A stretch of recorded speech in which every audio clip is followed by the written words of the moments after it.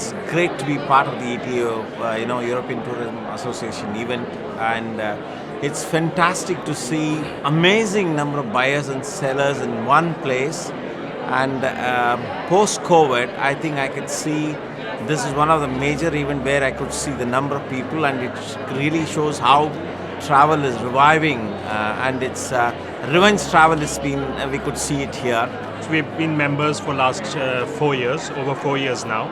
Okay, I remember when first me and our ex-colleague Patrick met with Tom in your office here in London to discuss our relationship, and because we are a new wholesaler, or a new player in the market, we had to establish ourselves and build our brand together with a trusted local partner here and an association which has been acting, very professionally in the market.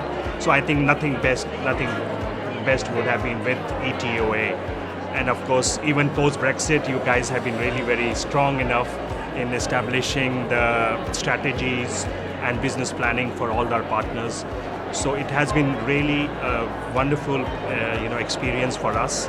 We have had some great en routes with our contracting in hotels, strengthening our ancillary products with tourism boards, and also meeting some lovely B2B partners during these exhibitions.